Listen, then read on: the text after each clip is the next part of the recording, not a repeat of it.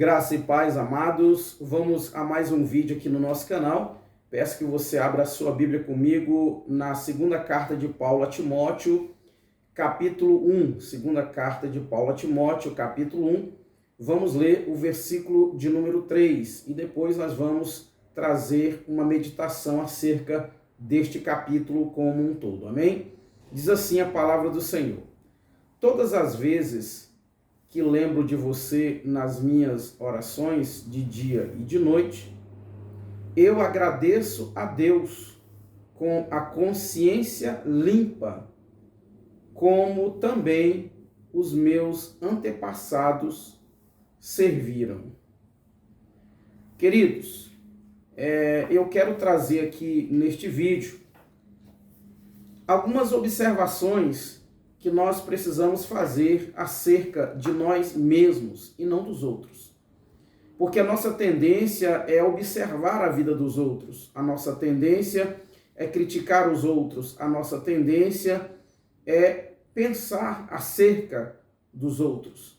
Mas eu trago aqui, de acordo com este capítulo, 8 observações necessárias que nós precisamos fazer acerca de nós mesmos. E a primeira observação que eu faço aqui, acerca de mim mesmo e que você deve fazer acerca da sua própria vida, é se eu estou tendo uma vida de oração como um cristão realmente deve ter. Paulo, ele fala aqui a Timóteo, que ele orava de dia e de noite. Ou seja, Paulo era um homem de oração. Paulo era um homem que estava sempre aos pés do Senhor. Paulo era um homem que estava sempre buscando a vontade de Deus. Paulo era um homem que sempre estava intercedendo pela igreja. Paulo era um homem que tinha uma vida de oração. E eu posso falar aqui acerca de muitos outros personagens, eu posso falar aqui acerca de muitos outros exemplos, que nós podemos ter como oração. Mas eu quero falar aqui acerca de Paulo, Paulo, então, era um homem que tinha uma vida de oração. E ele disse a Timóteo: todas as vezes que me lembro de você nas minhas orações, de dia e de noite. Ou seja, Paulo, ele tinha uma vida aos pés do Senhor através da oração. Será que eu tenho tido esta vida de oração? Será que você tem tido esta vida de oração? Essa observação você deve fazer acerca de você mesmo, Porque muitas vezes nós perdemos tempo com tantas coisas e nós esquecemos de orar, esquecemos, daquilo que é mais importante, do contato com Deus. A oração é o canal pelo qual eu me comunico com Deus, E o próprio Jesus disse: quando você entrar no teu quarto, fecha a tua porta e ora em secreto ao Senhor. Então nós precisamos, irmãos, ter uma vida de oração, para que possamos então estar prontos, preparados para o grande encontro glorioso com o Senhor Jesus. A segunda observação que eu trago aqui, e que eu devo fazer acerca de mim mesmo, e você também deve fazer acerca de si próprio, é se eu estou orando, se realmente eu estou orando, pelos irmãos e até mesmo por aquelas pessoas que se consideram minhas inimigas, Porque na verdade nós não temos inimigos físicos. A Bíblia diz que a nossa luta não é contra carne nem sangue, mas é contra principados, é contra potestades. Porém, existem pessoas que se consideram, inimigas da gente, Mesmo que nós não as consideremos, como inimigos ou como inimigas, mas elas se consideram. E quando é que isso acontece, Aquelas pessoas que vivem, que difamam a gente, Aquelas pessoas, que muitas vezes evitam, estar conosco, pessoas que têm aversão a nós. É normal, irmãos. É normal. Jesus, ele não agradou todo mundo, Jesus, mesmo sendo Deus, as pessoas não gostavam dele. Mesmo sendo Deus, as pessoas perseguiram ele. E com a gente não é diferente, irmãos. Nós não somos melhores do que Jesus, Ou você acha que todo mundo gosta de você? Você acha que todo mundo te ama? Você acha que todo mundo te admira? Você acha que todo mundo tem um carinho, um amor por você? Claro que não. Então é normal, né, isso acontecer. Será que eu tenho orado, né, pela igreja? Né? Quantas pessoas estão morrendo, irmãos? Perdendo a vida. Quantas pessoas são perseguidas pelo mundo afora, né, por amor ao Evangelho, por amor a Cristo? E será que eu tenho orado por essas pessoas? Será que eu tenho colocado os meus joelhos no chão e pedido a Deus que abençoe aquelas pessoas que já me feriram, aquelas pessoas que já me machucaram, aquelas pessoas que já me causaram mal, né? Aquelas pessoas, né, que fizeram com que eu me entristecesse, que causaram angústia no meu coração? Será que nós temos orado por essas pessoas, né? Será que nós temos feito isso, irmãos? Então essa é uma observação que você deve fazer acerca de você mesmo e que eu devo fazer acerca de mim mesmo, né? Eu conheço pessoas, né, e existem pessoas, como eu disse para os irmãos, é normal, né? Existem pessoas que eu sei que não gostam de mim, que têm aversão a mim, muito embora às vezes não tem nem motivo para isso, mas é normal, né? E qual é o meu papel? Qual é a minha obrigação como cristão? É orar por elas, é interceder a Deus, né, diante de Deus por elas, né? É pedir a Deus que as abençoe, né? Aquelas que ainda não servem ao Senhor, é pedir que o Senhor ajude essas pessoas a encontrarem o caminho, né? E aquelas que servem ao Senhor, aquelas que, né, estão aí, né, servindo ao Senhor, mas falham no sentido de não gostar de mim, falham no sentido de muitas vezes me difamar, não é? Qual é a minha obrigação? É orar por elas, para que elas se arrependam, né? Para que elas realmente vivam o verdadeiro evangelho. Então, essas observações nós precisamos fazer acerca de nós mesmos, né? E a terceira observação que eu devo fazer acerca de mim mesmo, e que você deve fazer acerca de você mesmo, é se eu sou uma pessoa agradecida a Deus. Paulo, ele falando para Timóteo, né, que ele era agradecido a Deus, né? Ele era agradecido pela vida de Timóteo, né? Irmãos, nós precisamos ser agradecidos a Deus por tudo que Ele tem feito por nós, sobretudo pelo grande sacrifício que Ele fez na cruz do Calvário. O nosso problema é que muitas vezes, né, nós agimos como o povo de Israel, que quando saiu do Egito, quando as adversidades se apresentaram, quando os problemas se apresentaram, eles disseram, olha, era melhor a gente estar lá no Egito, comendo melão, pepino, carne, cebola e alho, né? Quando os problemas se apresentam, a tendência do ser humano é reclamar. A tendência do ser humano é murmurar, não é? Será que eu tenho sido agradecido a Deus? Será que você tem sido agradecida e agradecido a Deus, né? Por tudo que Ele tem feito, pelo teu casamento, pela tua família, né? Pelo teu trabalho, pela igreja na qual você congrega, pelos irmãos que fazem parte da sua vida, né? Será que você tem sido agradecido? Será que eu tenho sido agradecido a Deus, né? E Paulo, ele expressa isso, né? Ele expressa isso, ele diz, olha, eu sou grato a Deus, né? Eu sou agradecido ao Senhor. E uma coisa interessante que o apóstolo Paulo fala lá em Filipenses capítulo 4, irmãos, ele diz que ele sabia viver tanto na bonança como na escassez. Ele sabia viver tendo muito e tendo pouco.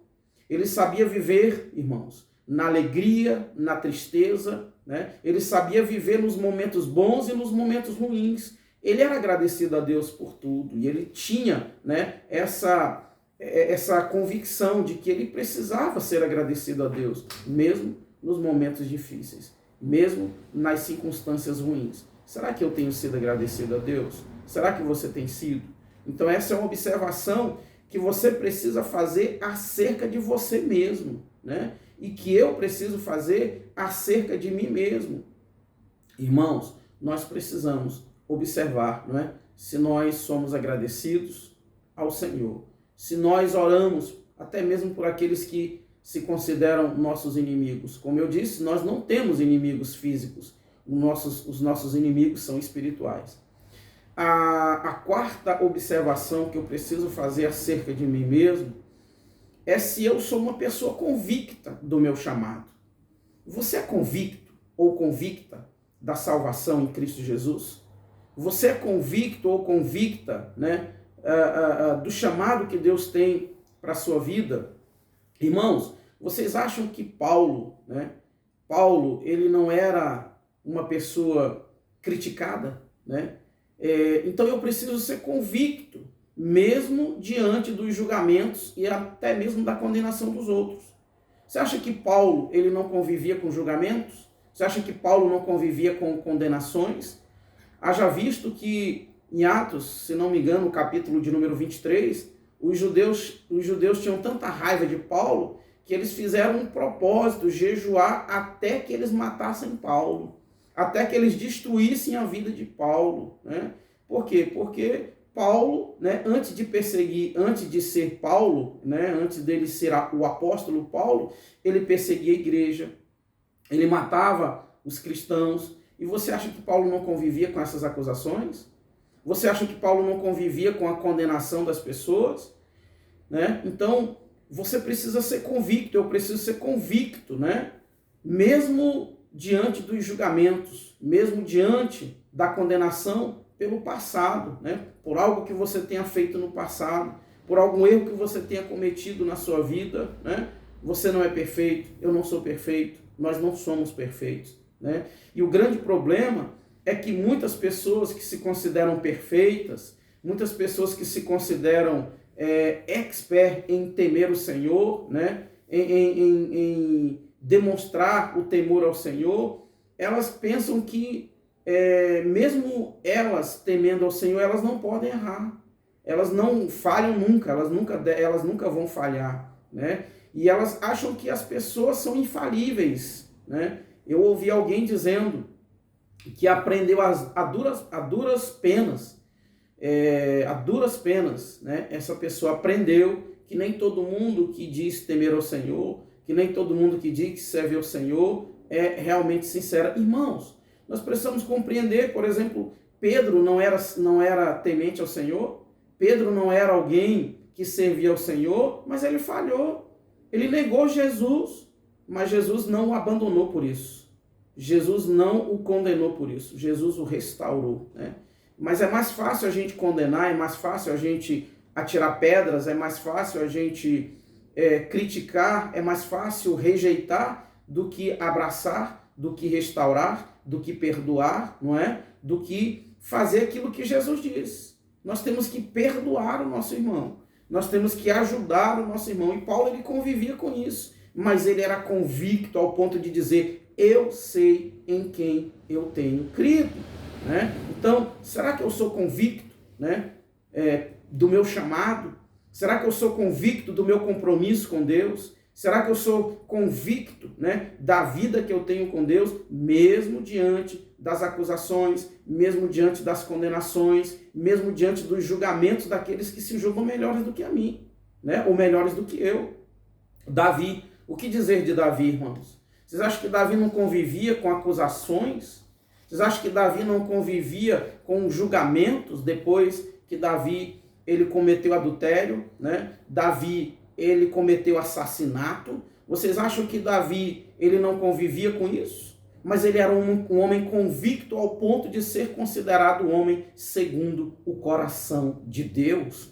Então você tem que ser convicto, não importa se alguém te atira pedras, não importa se alguém te julga por uma falha que você cometeu, não importa se alguém te condena porque você cometeu um erro, um pecado. Meu irmão, o que importa não são os julgamentos humanos, não.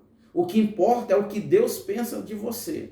O que importa é o que Deus, né, já determinou para você. A Bíblia diz em 1 João, capítulo 1, versículo 9, eu sou apaixonado por esse versículo, que diz, se você confessar, se nós confessarmos os nossos pecados a Deus, Ele é fiel e justo, Ele nos perdoa. Irmãos, tem coisas, né? Tem coisas que, infelizmente, existem pessoas que não estão preparadas para ouvir que você falhou. Não estão preparadas para ouvir que você errou. Não estão preparadas para ouvir que você cometeu um pecado. Sabe por quê? Se essas pessoas ouvirem você confessar para essas pessoas, sabe o que elas vão fazer? Elas vão te condenar. Elas vão te julgar e elas já vão te lançar no inferno, você ainda vivo. Infelizmente é assim. Infelizmente existem pessoas assim, né? Davi, né, pecou. Davi, né, cometeu assassinato, cometeu adultério, né? Mas o Senhor o perdoou. Davi era convicto do perdão do Senhor. Davi era convicto do chamado do Senhor, ao ponto dele ser considerado o homem segundo o coração de Deus, né? Então nós precisamos ser convictos, né? Se o Senhor me chamou, né? E Jesus, né? Ele sabe, irmãos. Não é que Jesus não é complacente com o pecado, Jesus não é complacente com o erro, Jesus não é complacente com falhas, porém ele é misericordioso. Porém, ele é cheio de compaixão. Porém, o amor dele, irmãos, é inexplicável para nós, né? Quando ele estava morrendo ali na cruz do Calvário, que ele disse: Pai, perdoa-os, porque eles não sabem o que fazem. Só que nós queremos agir, né, de uma forma assim mais enérgica do que o próprio Jesus. Nós queremos ser juízes, quando nem Jesus ainda é o juiz, ele é o advogado. Ele será juiz, sim, no dia do juízo final, mas ainda ele é advogado. Só que nós queremos ultrapassar Jesus, né? Nós queremos julgar os outros, condenar os outros e, se possível, até lançá-los no inferno ainda vivos, né? Então nós precisamos ter convicção, irmãos. Se você é uma pessoa convicta do perdão de Deus sobre a sua vida, glória a Deus. Não importa o que dizem sobre você, não importa as acusações que fazem sobre você, não importa as críticas que fazem sobre você, não importa as condenações, os julgamentos que as pessoas, né, fazem a seu respeito. Se você tem convicção que se arrependeu de verdade, se você tem convicção de que você clamou a Deus, buscou o Senhor e que você está lutando para ir para o céu, é o que importa, irmão. Siga o exemplo de Paulo, o exemplo de Davi, né, que mesmo diante de acusações, mesmo diante de julgamentos, eles tinham convicção. Paulo se tornou um dos maiores missionários, né? Se tornou uma das figuras mais importantes na história bíblica depois de Cristo. Davi, um rei que pecou, que errou, né? Falhou terrivelmente, mas o Senhor considerou Davi o homem segundo o seu coração. Então, você tem que ser convicto. E a observação que eu devo fazer acerca de mim mesmo, e você deve fazer acerca de você mesmo: eu sou convicto do meu chamado? Eu sou convicto do perdão de Deus sobre a minha vida?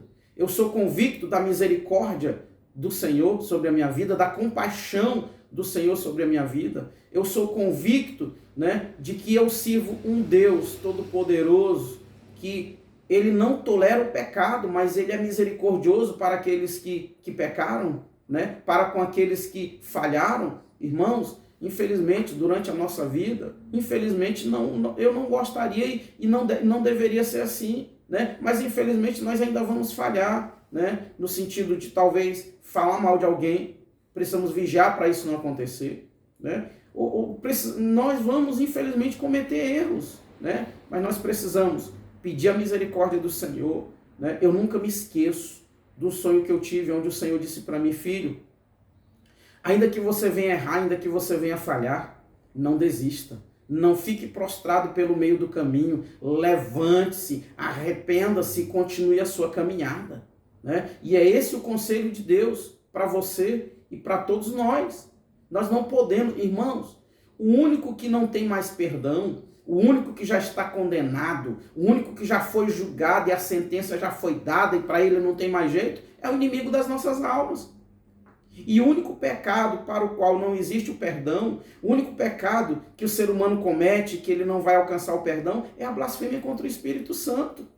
Então, sejamos convictos de que nós estamos no caminho certo de ir para o céu, né? Sejamos convictos de que Cristo nos amou, Cristo nos perdoou, Cristo nos deu uma nova oportunidade para nós prosseguirmos a nossa caminhada rumo à eternidade. Então, não se dê por vencido pelo inimigo, não se abata, não fique abatido, né? Não desista da sua fé, né? Eu peguei um Uber essa semana, aonde o motorista disse, né? Eu estou convicto de que eu estou perdido. Eu estou convicto. Por quê? Por causa da religião. A religião a qual ele servia, né, não prega perdão, não prega misericórdia, né? Eu conheço pessoas, irmãos. Eu conheci pessoas, né? Inclusive eu conheci um rapaz que ele era envolvido com homossexualismo. Ele fazia parte de uma congregação onde eles dizem que quando a pessoa peca, ela já está morta, ela já está condenada, né? Ela já não tem mais jeito para ela, inclusive os irmãos dessa igreja já não tem mais comunhão com a pessoa, já não tem mais contato com a pessoa, abandona a pessoa. E essa pessoa disse para mim, não tem mais jeito para mim, né? Eu já estou perdido, eu vou me lançar no mundo de vez. Já que eu não tenho mais salvação, eu não tenho mais perdão, eu vou me lançar no mundo de vez. Essa pessoa, infelizmente, morreu, foi assassinada, né? E segundo o que eu fiquei sabendo, essa pessoa era um homem, né? Foi assassinado, né? Pelo parceiro, né? Por alguém que tinha caso com ele, né? Por quê? Porque ele se deu por vencido. Diante dos julgamentos das pessoas, diante das condenações, né? Ele se deu por vencido. E ele, então, infelizmente, se entregou ao pecado de vez. Então, irmãos, seja uma pessoa convicta, né, da sua fé. Se você tiver convicção da sua fé, você não vai se perder, né? Porque se nós não tivermos convicção da nossa fé, irmãos, né, infelizmente, nós vamos perecer. Infelizmente, nós vamos até morrer, né? Porque às vezes a pessoa comete um pecado, cometeu um erro que ela não quis cometer, mas ela cometeu. Aí essa pessoa chega e confessa, né, para o pastor, para alguém. Aí a pessoa fala assim, não tem mais jeito para você não. Mas rapaz, você não é cristão, você não conhece a Bíblia, você não conhece a palavra, como é que você foi fazer isso? Né? Como é que você foi cometer um pecado desse? E aí as pessoas começam a te excluir, começam a te jogar de escanteio, começam a te condenar, né? E se possível até te lançam no inferno, você ainda vivo. Mas se você tiver convicção do seu arrependimento, né? Que o seu arrependimento foi verdadeiro e foi sincero diante de Deus, e que você alcançou o perdão do Senhor, meu irmão, ergue a sua cabeça, minha irmã, erga a sua cabeça e continue a sua caminhada. Não desista, não se dê por vencido, não se entregue ao inimigo da sua alma. Lembre-se, o único pecado para o qual não existe o perdão é a blasfêmia contra o Espírito Santo. Então, se você não blasfemou contra o Espírito Santo, quem sou eu para te condenar? Quem sou eu para te julgar e te jogar no inferno ainda vivo? Né? Agora você precisa ter convicção. Se você não for convicto da sua fé, se você não tiver convicção de que Deus realmente te perdoa e que você se arrependeu verdadeiramente, aí infelizmente você vai perecer. Né? Então, seja uma pessoa convicta. Paulo era convicto, Davi era convicto, né? Pedro, depois que ele se encontrou com Cristo, né, ali na praia, em João capítulo 21, mesmo depois de ter negado a Cristo, ele se tornou uma pessoa convicta da fé, né? Se tornou um homem cheio do Espírito Santo, né? Então, meu irmão, faça esta observação acerca de você mesmo. A quinta observação que nós devemos fazer acerca de nós mesmos, irmãos, é se eu tenho o desejo de estar com os irmãos, se eu tenho o desejo de estar unido com os irmãos, né? Se eu tenho o desejo de, né, ter comunhão com os irmãos, com a igreja do Senhor, né? Como membro do corpo de Cristo, eu preciso ter comunhão com os irmãos, independente da denominação, independente da placa. Mas o que acontece, irmãos? Infelizmente, essa questão de divisão de ministério é uma praga e tem matado muita gente, né? Tem contribuído para que muitas pessoas, infelizmente, tenham ido para o inferno, né? Eu não posso me relacionar com o irmão porque ele é do ministério A, eu sou do B. Eu sou do C, ele é do D. Irmão, não existe isso. Lá no céu não vai entrar placa de igreja, né? Lá no céu não vai existir, ou não vão existir nomes de congregações. Não. Isso não vai acontecer no céu, né? Pessoas que consideram que seu ministério é o único que prega o verdadeiro evangelho, é o único que leva, né, a verdadeira mensagem, que o seu ministério é o único que alcança pessoas para o reino de Deus. Irmãos, isso é uma mentira. Isso é uma mentira que o inimigo lançou sobre a igreja. Para quê? Para exatamente destruir os relacionamentos, destruir laços de amizade, para destruir, né, o amor fraternal entre os irmãos. Né? Infelizmente, irmãos, infelizmente. Eu sei que existem igrejas, existem denominações que estão fugindo, né? Não estão pregando o verdadeiro evangelho, mas ainda tem muita gente, irmãos. Nós não podemos cair no erro de Elias, não é? Senhor, todo mundo morreu, mataram todos, só eu escapei. Senhor, não, Elias. Você não é o único, ainda tem 7.000 homens, 7.000 israelitas que não se dobraram diante de Baal, que não beijaram Baal, né? Que não adoraram outros deuses. Nós não podemos nos sentir, né, exclusivos. Eu sou exclusivo, né? A minha igreja é exclusiva, o meu ministério é exclusivo, o meu pastor é o único pastor, né? Meu pastor é o único homem de Deus. Não existe isso, irmãos.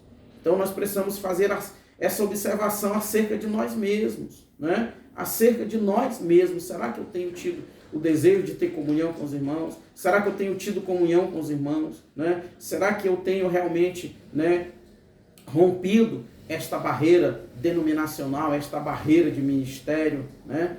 Então, nós não podemos ter preconceito com pessoas, né? Discriminar pessoas, irmãos, só porque elas não congregam junto conosco, só porque elas não fazem parte do mesmo ministério, só porque elas não frequentam a mesma igreja que eu frequento. Irmãos, infelizmente, né, existem pessoas que têm um pensamento tão pequeno, né? Eu conheço um relato de um irmão que disse para o outro o seguinte: irmão, quando você vier na minha casa, eu te recebo como ser humano, né? Eu te recebo como ser humano. Ou seja, eu não vou te receber como irmão em Cristo, não vou te receber como cristão, eu vou te receber como ser humano. Por quê? Porque você não congrega no meu ministério. Isso é muito triste, irmãos, né? Será que eu também tenho agido assim? Será que você também tem agido assim, né? Então essas observações nós temos que fazer acerca de nós mesmos. A sexta observação, né? Se a minha fé tem influenciado positivamente as pessoas, a minha fé tem influenciado positivamente, né? Eu acho interessante quando Paulo fala para Timóteo, né? Timóteo, né? A sua fé é a mesma fé que a sua mãe tinha, que a sua avó tinha, é a mesma fé que elas tinham. E eu estou vendo, Timóteo, né? Que você, né, foi influenciado, por isso você é esse homem de Deus que você é hoje. Por isso você é esse homem cheio do Espírito Santo que você é hoje. Por isso você é esse servo do Senhor que você é hoje, não é, irmãos? Então, será que a minha fé, né, tem influenciado pessoas? Será que a minha fé ela será capaz de influenciar pessoas mesmo depois que eu partir desse mundo? Porque, pelo que eu vejo aqui no contexto que Paulo estava falando, né, a avó de Timóteo, Lloyd, se não me engano, esse era o nome dela, e Eunice, o nome da mãe, elas não eram mais vivas. Porque Paulo disse: eu lembro da fé que elas tinham.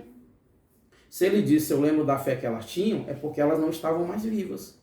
Elas não estavam mais entre a igreja, né? Elas já tinham partido, né, para a eternidade. Será que a minha fé, será que a sua fé, né, vai influenciar pessoas? Influencia agora e ela vai continuar influenciando mesmo depois que nós partirmos, né? A Bíblia fala lá em Hebreus que Abel, mesmo ele estando morto, até hoje ele fala. O apóstolo Paulo, mesmo tendo morrido, né, até hoje ele ganha almas para Jesus. Até hoje o exemplo de Paulo, né, nos inspira. Até hoje o exemplo de Paulo nos dá forças para prosseguir. Amém? E a sétima observação que eu faço, que eu devo fazer acerca de mim mesmo, e que você deve fazer acerca de você também, é se a minha fé é sincera. A sua fé é sincera, né? Será que nós temos a nossa fé sincera mesmo?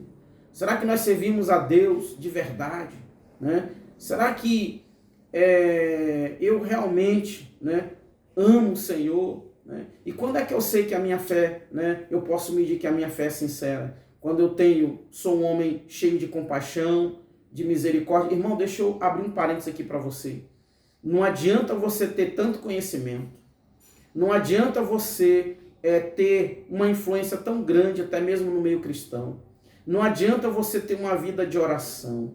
Não adianta você ser uma pessoa honesta. Não adianta você ser uma pessoa justa. Tudo isso é importante, mas preste atenção. Preste atenção. Isso não é o suficiente para você ser salvo, né? Isso é necessário você ser honesto, é necessário você ser justo, é necessário você ser sincero, é necessário você ter uma vida de oração, mas nada disso adianta se a sua fé não for sincera, se você não tiver compaixão, misericórdia, se você não tiver amor pelas pessoas. Se você achar que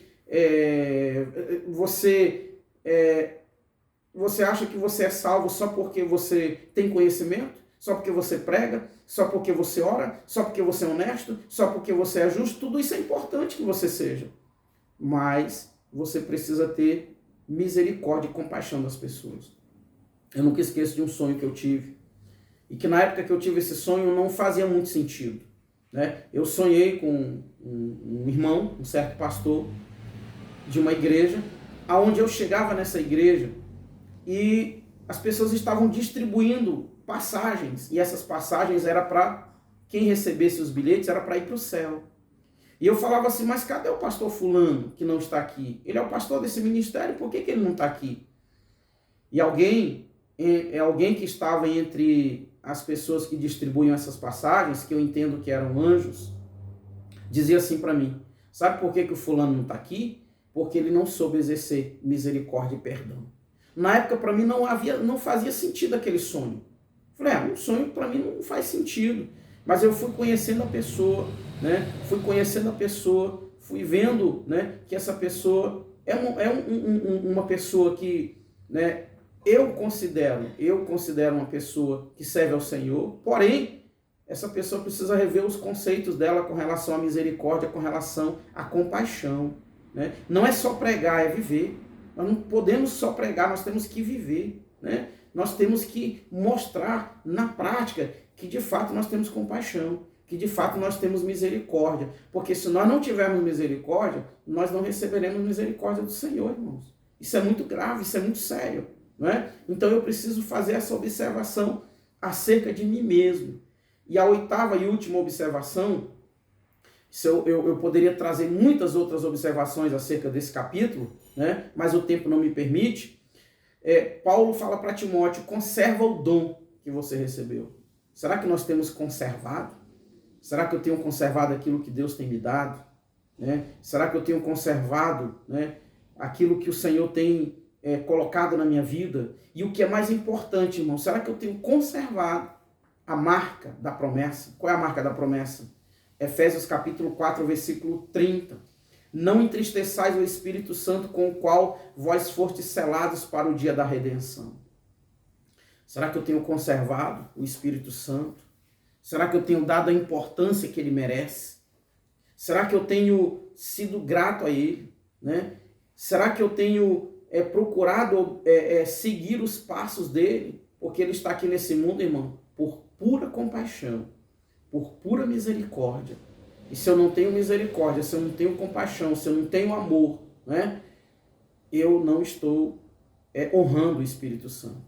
Eu posso até, nas minhas palavras, né, honrar.